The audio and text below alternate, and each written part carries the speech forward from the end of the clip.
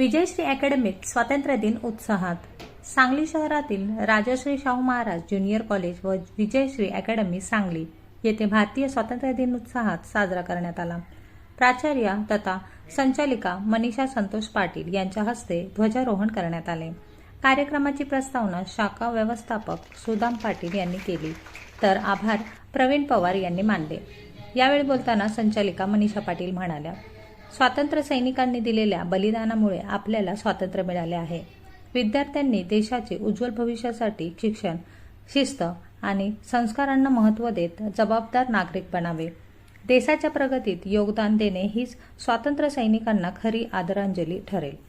कार्यक्रमात समीर शेख, अन्विल पाचुंदे, अमोल पाटील, वृषाली मेथी नांद्रेकर, सिद्दीक सय्यद, स्मिता सावंत, आयशा समलदेवार, निवेदिता गोतपागर, अक्षता सुतार, मनोरमा.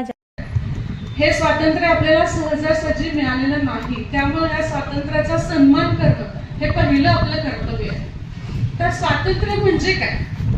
स्वातंत्र्य म्हणजे मनासारखं जगायला मिळणं म्हणजे स्वातंत्र्य का बरं? तर नाही. खरं तर स्वातंत्र्य म्हणजे पहिलं एक जबाबदारी आहे. स्वातंत्र्य म्हणजे अधिकारांच्या आधी कर्तव्य आहे. खरं तर ह्या स्वातंत्र्याचा अर्थ आता आपण समजून घ्यायला पाहिजे. आजच्या काळात सीमेवर जाऊन लढणं म्हणजेच देशसेवा असं आपल्याला म्हणता येणार नाही. तर आजच्या काळात देशसेवा म्हणजे काय असेल बरं? तर आपण आपल्या संदर्भात बघूया, तर आपण आपल्या शिक्षणाचा आदर करणं, शिक्षकांचा आदर करणं हे आपल्या दृष्टीनं खरं तर देशसेवा असू शकतं. त्याचबरोबर आपल्या समोर ज्या काही समस्या सध्या निर्माण झाल्यात त्या समस्यांवर काही ना काहीतरी उपाय काढण्याचा सतत प्रयत्न करणं हे सुद्धा देशसेवेचे एक स्वरूप असू शकतं. म्हणजे जसं की संविधानाचा आदर करणं किंवा पर्यावरणाचं रक्षण करणं, त्याच्यानंतर जात धर्म यांच्या पलीकडे जाऊन एकमेकांचा आदर करणं हे सुद्धा देशसेवेचे एक स्वरूप असू शकतं. अगदी थोडक्यात आपल्या रेग्युलर लाईफ, आपल्या सामान्य जीवनामध्ये सुद्धा अगदी आपला देश स्वच्छ ठेवणं म्हणजे आपण रस्त्यावर जातो तर आपल्याला कचरा दिसला तर तो सुद्धा उचलून कचरा कुंडीत टाकणं हे सुद्धा एक देशसेवेचं स्वरूपच असू शकतं. त्यामुळं प्रत्येक वेळेला सीमेवर जाऊन लढणं किंवा काहीतरी मोठं करणं म्हणजे देशसेवा असं आपण म्हणणार नाही. अगदी ह्या बारीक सारीक गोष्टींमधून सुद्धा आपण देशसेवा करू शकतो. आपल्याला मिळालेले जे स्वातंत्र्य आहे त्याचा आपण आदर राखलाच पाहिजे. आणि तो आदर राखत असताना विद्यार्थी हा सगळ्यात महत्वाचा घटक आपल्या दृष्टीने आपण म्हणू शकतो. असं का बरं? तर आजचा हा जो विद्यार्थी, माझ्या समोर बसलेले हे सगळे जे विद्यार्थी आहेत हे उद्याचे नागरिक आहेत. त्यामुळे ह्या विद्यार्थ्यांमध्ये जागरूकता निर्माण करणं हे आमच्या सगळ्या शिक्षक वृंदाचं आणि माझं हे खूप मोठी जबाबदारी आमच्यावर आहे.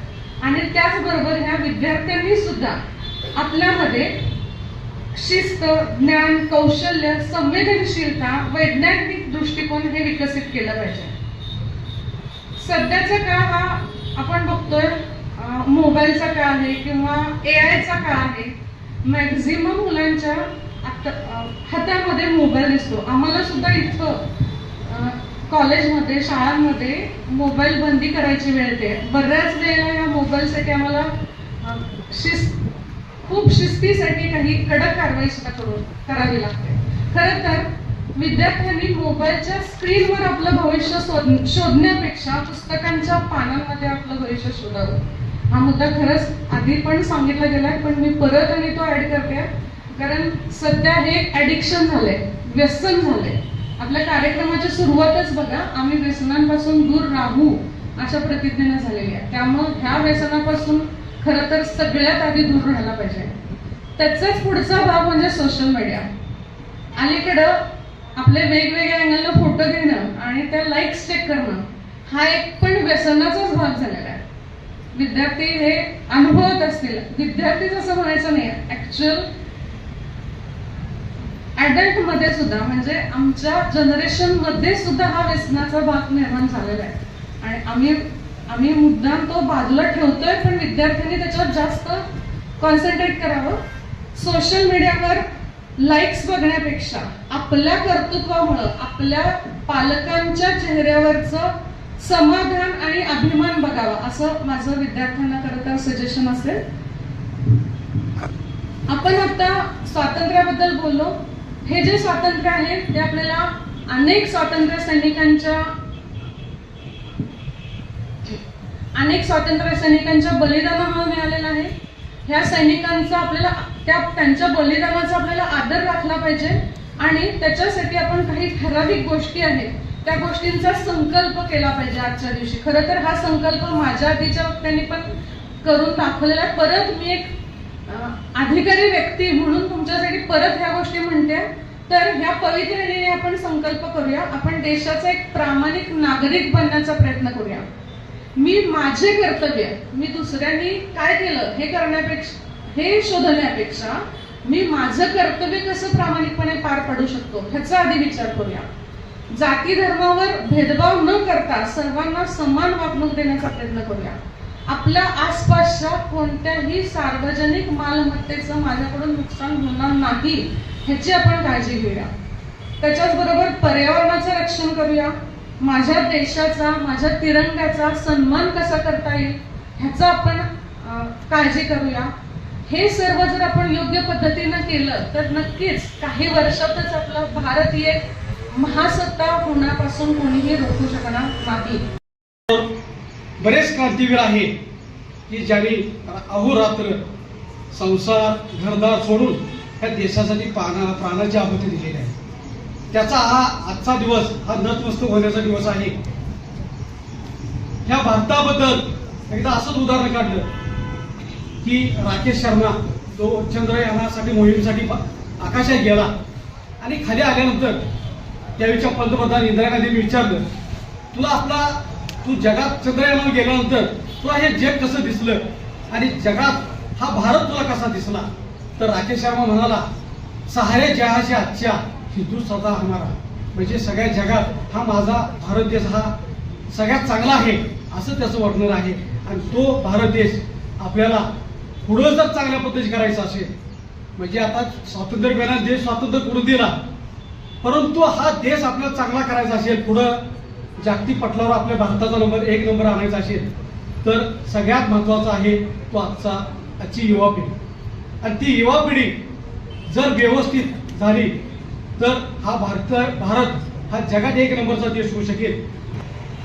अशोक चक्र ज्या पद्धतीनं काम करतं त्या पद्धतीनं आपल्याला देशामध्ये 5G स्पीड आले.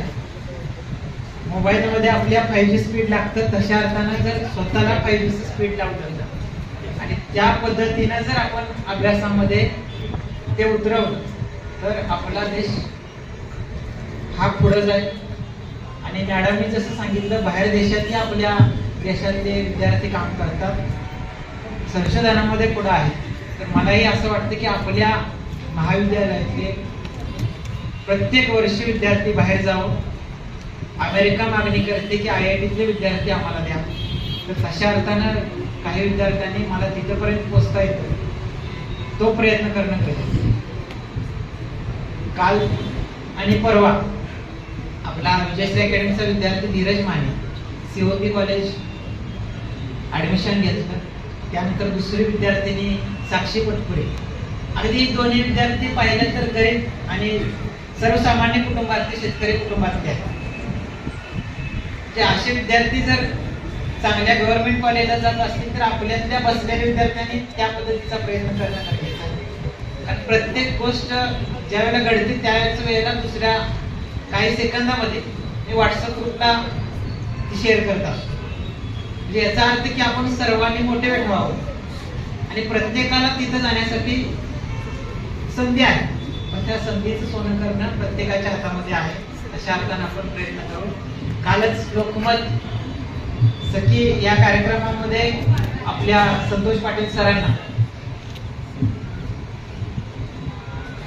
गुणगौरव तिथे करण्यात आला. म्हणजे आपल्या लोकमत एक्सलन्स अवॉर्ड देण्यात आला चंद्रकांत पाटील यांच्या हस्ते.